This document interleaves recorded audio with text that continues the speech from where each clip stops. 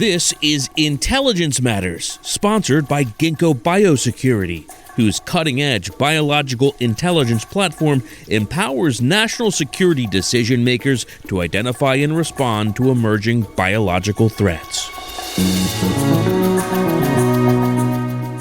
Our guest today on Intelligence Matters is Nand Mulchandani, CIA's first ever Chief Technology Officer.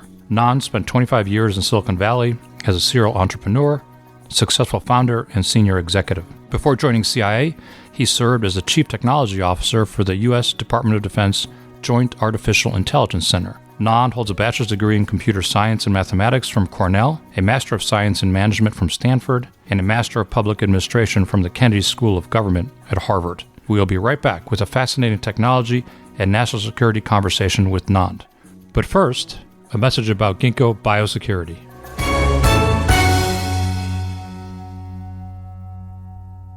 Biosecurity matters. What's biosecurity? It's the mission-critical industry safeguarding against 21st century biological threats. Biology doesn't respect borders.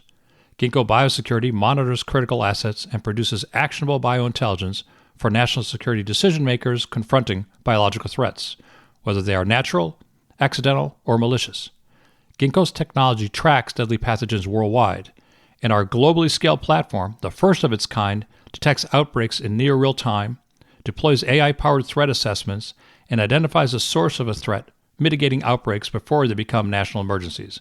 When lives and livelihoods are on the line, every second counts. Ginkgo Biosecurity, the biosecurity partner for an uncertain new era. Learn more at biosecuritymatters.com. Welcome back. Nand, great to see you again. Great to see you, Andy. Thanks so much for joining us on Intelligence Matters. I know how busy your day job is. Look, why don't we start with you telling our audience a little about yourself, how you started in tech other than growing up in the Valley, and maybe describe your path to Washington. Yeah. Well, thanks for having me, and gonna love to involve you, by the way, in this storyline as we get to Washington and the CIA. But I will actually start by talking about I was born in Mountain View, literally at the center of Silicon Valley. It's pretty much as ground zero as you can get. It's funny because I just found my dad's ID from Fairchild Semiconductor from late 1960s. So literally, he and my mom arrived in the Valley really at the dawn of the semiconductor industry. Fairchild was literally the OG of semiconductor companies. So I was born in Mountain View, literally from just growing up around tech and startups. My dad did a startup literally around the time I was born, and still have that typewritten, hand-drawn business plan that I keep in a drawer. But went and got a degree in computer science and math at Cornell, and probably the day after I graduated, got a ticket back to Mountain View to work at Sun Microsystems. And this was 1991. It was the heyday of computing. Network is the computer. And there was no internet, no browser. It was all the intranet. And as in 1995 and 1996, when the browser hit and the internet took off, became the new platform. And that's when I started my first company back in 96, a company called Oblix in the identity and access management space. I was acquired by Oracle. Went to started a second company in the cybersecurity space that was acquired by VMware. Then took over a company called OpenDNS in the recursive DNS infrastructure space that was acquired by Cisco. And a fourth company called Scale Extreme that we started and sold to Citrix in 2014. So it was one after the other without a break. And then what drew you to Washington and DOD first? Well, so that's where the story gets a little funnier.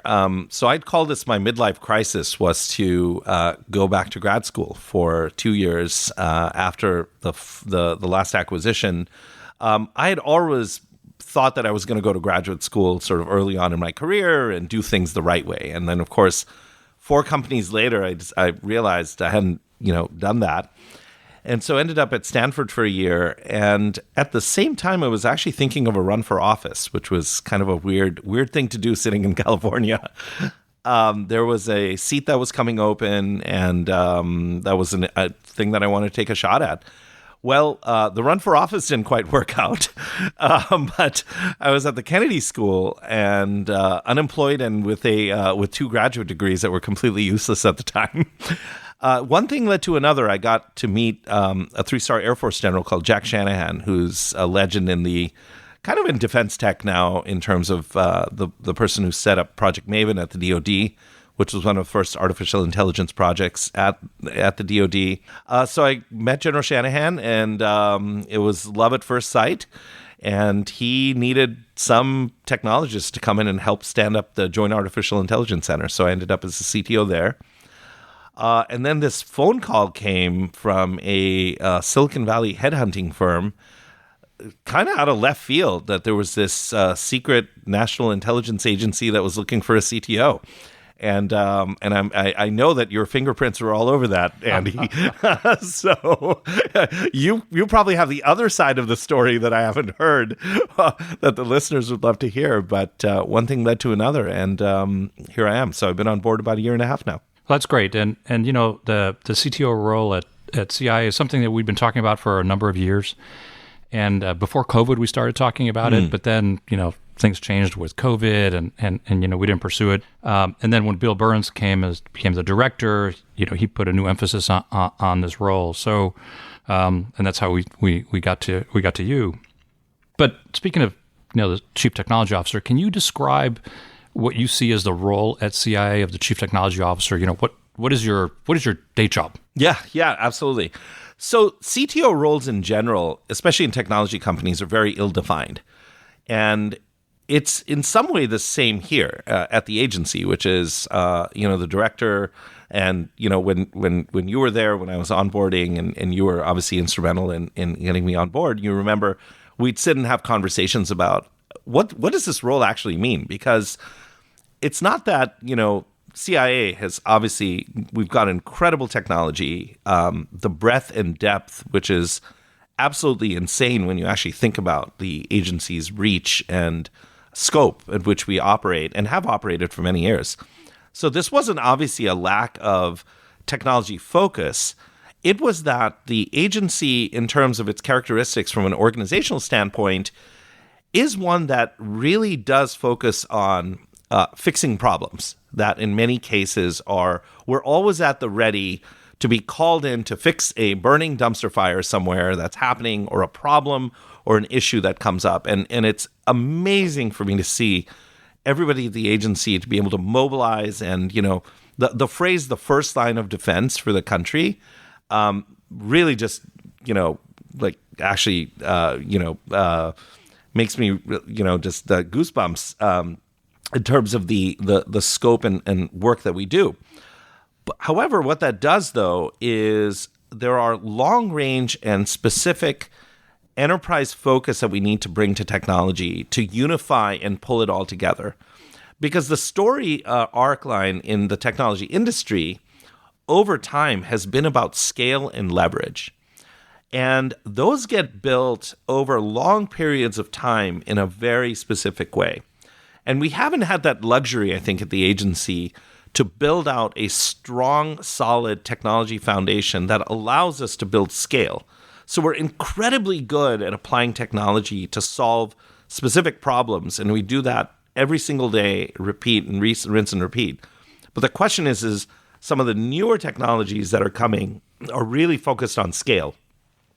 And I think a lot of my day job today, being sort of a player on the field, working with the other senior leaders in tech, is really to focus on the sort of 2 5-year problems. And there are 3 dimensions. I sort of finish with how I distinguish this role versus other tech roles there. So number 1 is there is a horizontal focus versus a vertical focus. So as your listeners probably know, we're 5 directorates and 11 mission centers.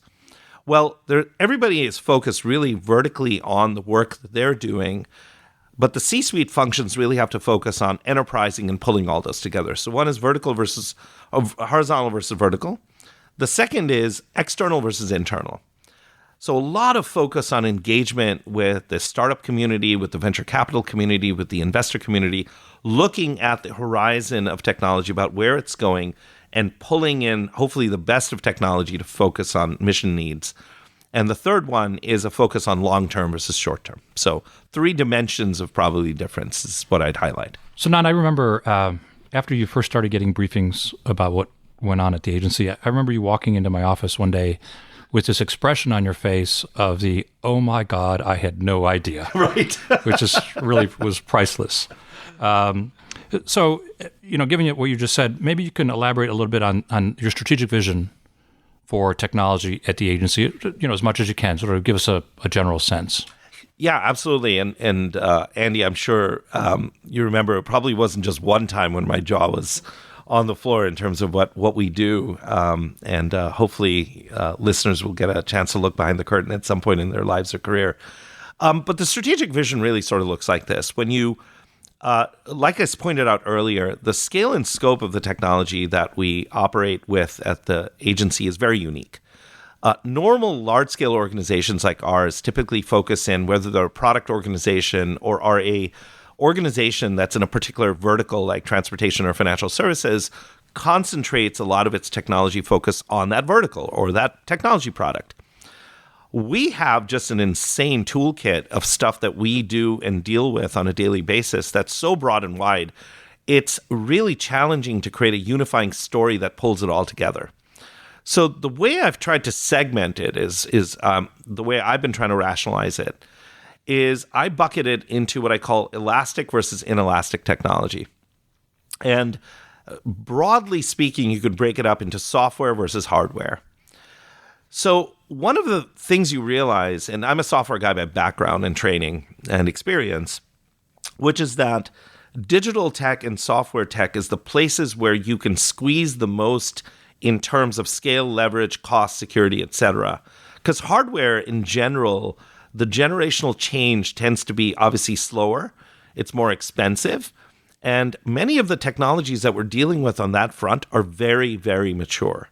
And basically at some point, the ability for the valley and for the characteristics of startups and things to mold those inelastic technologies is very limited.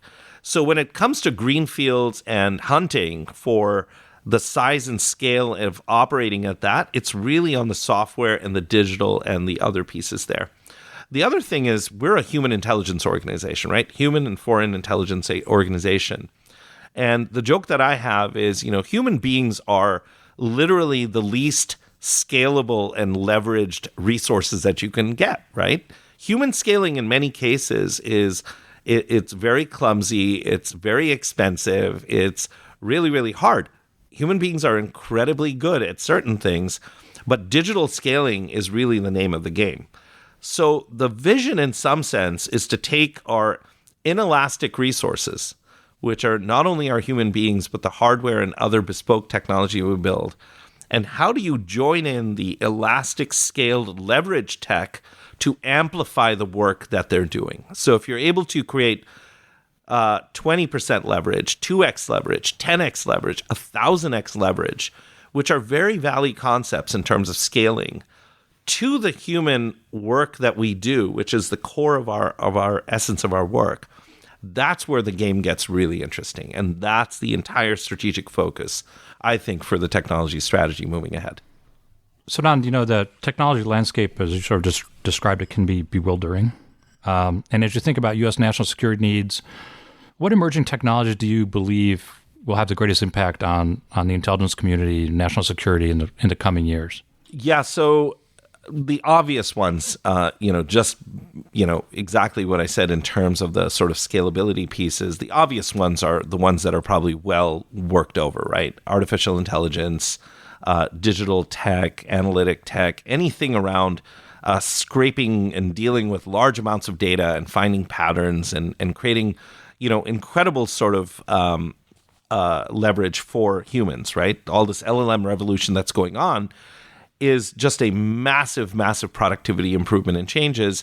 Now, it's interesting because these current technologies, especially things like LLMs, are having a massive impact on the consumer side.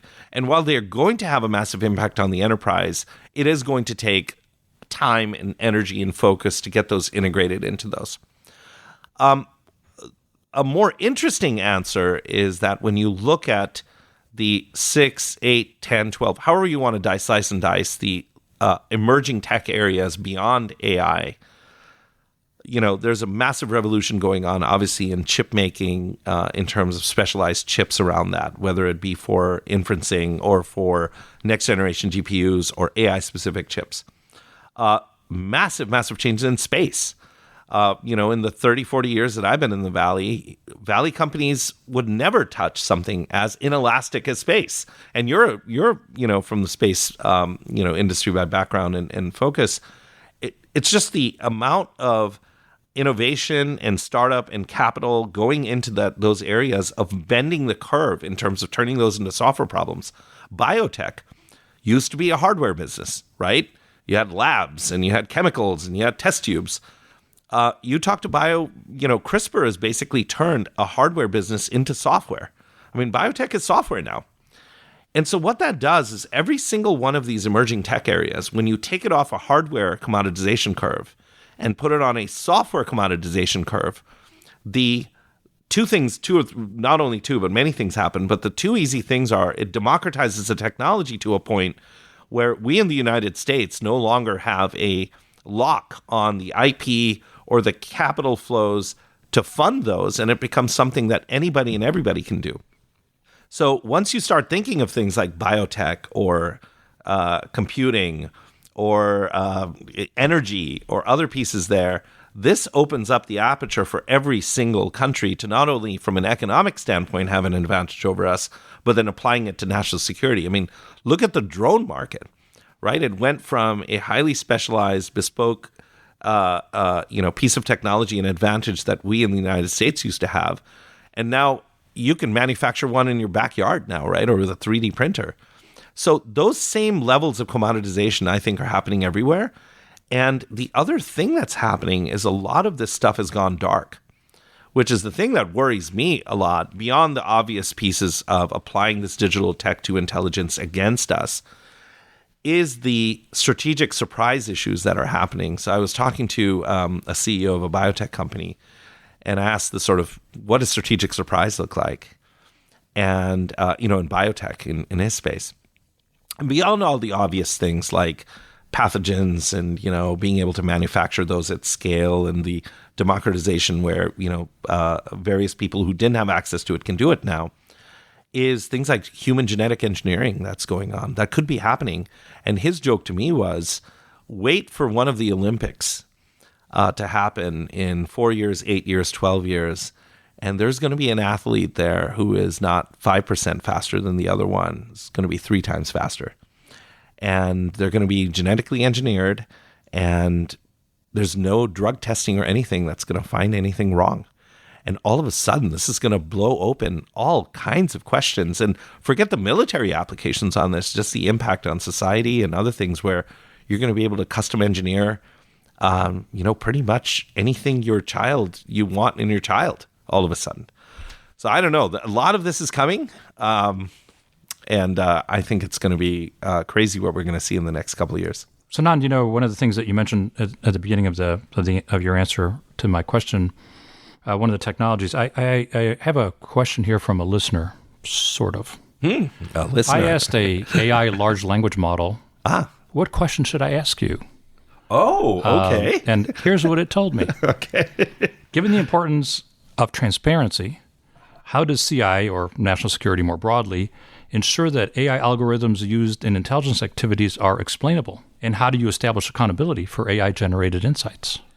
Oh my gosh. Well, this non-explainable LLM asked a very insightful question. So that is the question of the day. There is no question that, and this harks back to the point that I made, which is right now we are in the land of inflated expectations on a lot of these things there, which LLMs being this exact thing.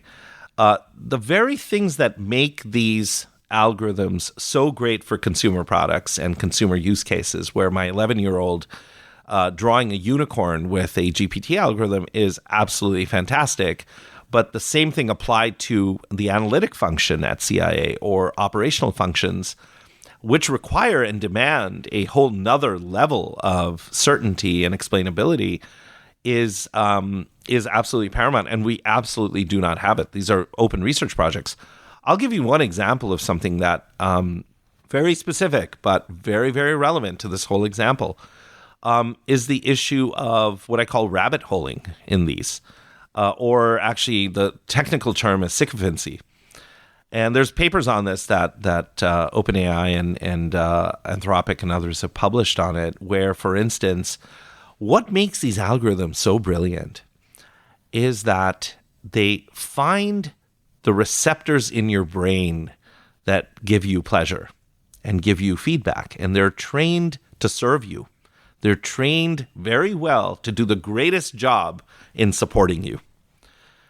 But what that does is it accentuates the exact biases that you have. It's the TikTok problem. It's the YouTube addiction problem, where the algorithm is feeding you more and more and more sugar, and you're just loving it, and you're going deeper and deeper and deeper. I mean, Andy, you used to run analytic groups at the agency, and I'm sure as a senior leader there and as somebody who's steeped in this discipline knows that in some sense you almost want a co-pilot sitting there making sure that you're not rabbit holing and going down these things.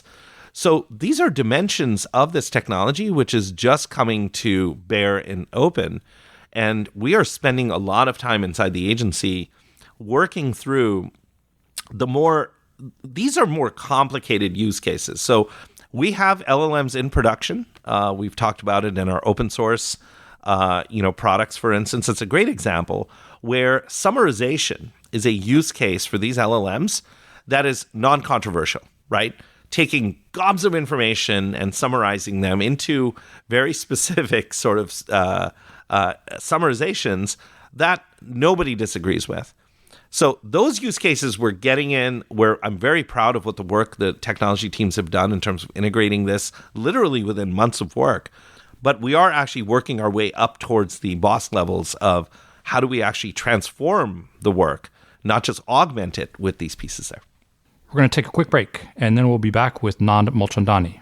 Beacon Global Strategies is the premier national security advisory firm. Beacon works side by side with leading companies to help them understand national security policy, geopolitical risk, global technology policy, and federal procurement trends.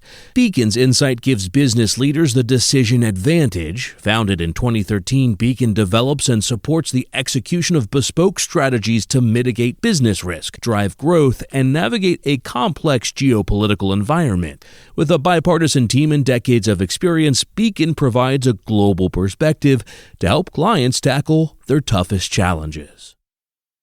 Okay, so Nand, I'm a small company with some tech that I believe has applicability to U.S. national security needs. What do I do? Where do I start? And the reason I ask this question is because a lot of us hear this same question from small companies who think they've got something that is applicable to national security needs, but are stymied. They don't know where to start.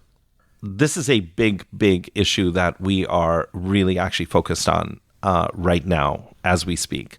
So we have a big innovation, sort of, I call it innovation, but it really is an umbrella of really working through how we get the supply, the demand, and the interface right between industry and our organization. So all of it starts, and I'm actually not worried now about the supply side of the problem, which is we have a ton of companies, well-meaning, large companies, small companies, big from every sort of place pushing in and wanting to help. The problem in my mind now is at the interface layer and then on the demand side, where we as an organization don't do a good job of projecting out our needs. No surprise, we're a intelligence organization, a spy organization. We're not really great at projecting out and talking to the outside world. But at the same time, there has to be a mechanism to create efficiency along that. The other is we have also multiple ways of coming into the agency that is a little confusing. So we have obviously an amazing partnership with In-Q-Tel. We have something called Digital Futures that does BAAs. We have CIA Labs. We have NVIX. We have a number of different platforms that allow us to engage with the outside world. A lot of our work is done on the high side, at the top secret level. We also find that our supply side of companies that are cleared, I didn't have a clearance until I came to the DoD and to the IC. A vast majority of people in the Valley wouldn't ever get a clearance or know how to get a clearance. So there are these both real and self-induced problems that we acknowledge on all angles, but it is a top priority for us to fix it. And I don't want to announce anything right now, but hold that thought. Stuff is coming, hopefully soon. Great. That will help fix this. Okay, Nand, let me ask you. You and I have spoken about an article that Amy Ziegert wrote a number of years ago, which talked about the divide between Silicon Valley and Washington. So let me ask you this question in a little bit of a different way. And it'll be two parts here. First part is you're now talking to a Silicon Valley audience. What are the two or three things that you would tell them, given your experience now with the U.S. government? What are the two or three things you would tell them? And then the second part is reverse that. You're talking to a USG audience, national security audience. What are the two or three things they should know about the Valley today? Yeah, I think the divide that you mentioned, I think, was much more of a cultural and philosophical divide that, in my mind, actually, I think some of the aspects of what others have talked about, I think that's kind of evaporated and gone now. I think the couple of years of communication, contact, emphasis and place on technology at the government level, I think, has been great at solving that. And then, of course, the Ukraine war, I think the attacks in Israel, those have all solidified the fact that national security, economic security, and technology security are all one and the same. So I think everybody's in the same boat, singing from the same hymn book now. As far as the cultural divide about what should they know versus we know, that is still actually quite dramatic in terms of this selling and utilizing technology. So on the sell side, so as far as if I'm a startup or a vendor trying to sell technology to CIA, one of the things I've noticed, and this was something that I had to learn coming in a year and a half ago or longer, was what is the CIA's actual mission? And I'm talking specifically CIA. I think there tends to be a misunderstanding, especially from what Amy herself called spytainment in her book, which is people sometimes don't have a good understanding of the mission and focus and work that we do and impute a lot of things that we do. And so that there isn't actually a piece of technology that we don't get offered up as solving some mysterious problem that we're solving in the back there. And of course, we have a hard time either confirming or denying or not discussing the thing that they're trying to offer up. So there is this weird dance that happens in terms of our ability to respond in many cases to that.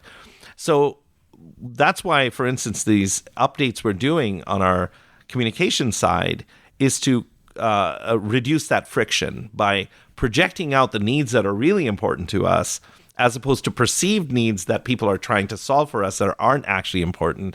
We're going to reduce, hopefully, the friction and frustration in terms of the work together. The other piece is that we build a lot of bespoke technology inside because there is no app store for spy software, right, or technology. The act of, we're in some cases a monopsony. We're a buyer of one because of the unique characteristics of the work we're doing with this technology. And that requires the vendors themselves to package their products in a certain way that allow us to consume it in an easier way. So when I was a founder and CEO of companies on the other side, a product person, I would try to build packaged products with, for instance, control planes and other things that had no APIs or other things in there. Well, that doesn't work for us because in many cases we'll take your product, try to disassemble it and get to the heart of it so we can integrate it into something else. But if it wasn't designed for that, that becomes another impedance mismatch. So, there are often issues like this that we deal with that I think is that just more engagement and more transparency hopefully will fix that problem over time.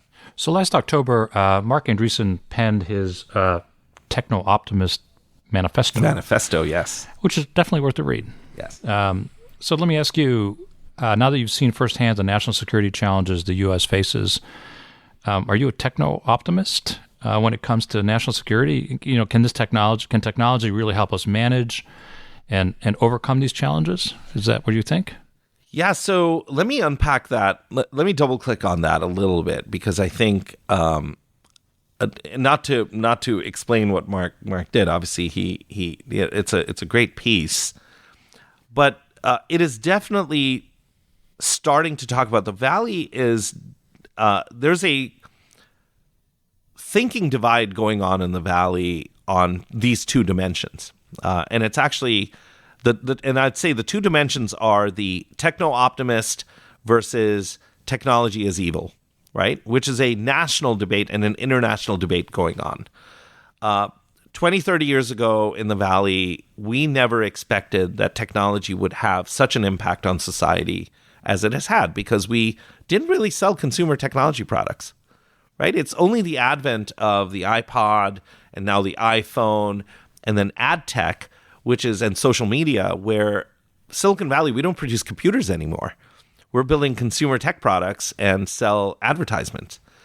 And this movement from the Silicon Valley moving from computer systems to these other things put us in the debate. So that's one big divide, is whether technology is evil or technology is good. And clearly, Mark is coming on the side of technology being something that can solve maybe not every problem, but a lot of problems. And being a technologist, I am an optimist on that, in the sense of, if there are hard problems in the world, I do believe that the right incentive structure and the right set of minds and technology put at problems can solve problems. I'm just a big believer in that. And history has shown us that when you put, big minds against big problems and the right incentive structure, things happen. Then there's the national security debate about whether Silicon Valley is leaning in as hard as it should to support national security. And I feel that debate, in my mind, being especially on the buy side of technology and the receiver, I actually don't. I have not had any companies that I've talked to or engaged with over the past couple of years and being in Washington that have ever walked away from wanting to support national security needs or U.S. government needs. And going back into the Valley and investors, you work with the VC community, there are very few folks who won't lean in. Now, the question is how deep are they into it? Whether they're aggressively pursuing national security support, or are they happy to help in a lightweight way versus being all in? And I think that's maybe the thing that Mark, so as far as tech good versus evil, I think there's definitely a cultural, societal divide that we're going through in the country. When it comes to leaning into national security, I think it's a matter of degree about who's more, into it versus not. I think, Andreessen Horowitz is obviously an amazing investor with American Dynamism and, great tech companies that are supporting us on the intel side and the military side. And some VCs are sitting this one out. Because in some sense, I think it is still a little bit of an experiment. Because all the dynamics that you pointed out earlier, the questions in terms of do we have the right impedance between private sector and government?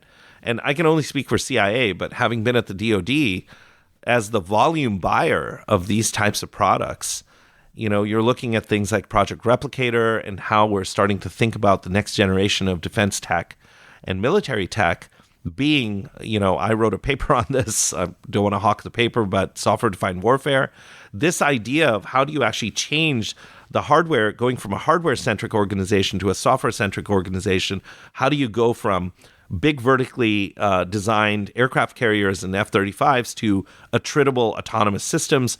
That change is very much one which the venture capital community is leaning into and helping drive.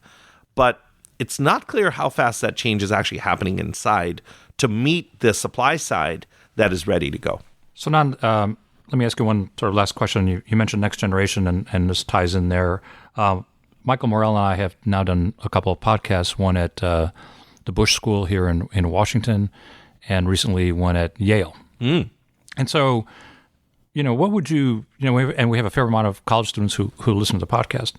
So what would you tell them? What advice would you give them if they're interested in entering sort of this 21st century technology, national security workplace? You've worked both sides of this, right? The government side and the technology side. So what few words of advice would you give them? Yeah, the great news is that the awareness and involvement of students in national security and their interest level, I feel, has gone through the roof.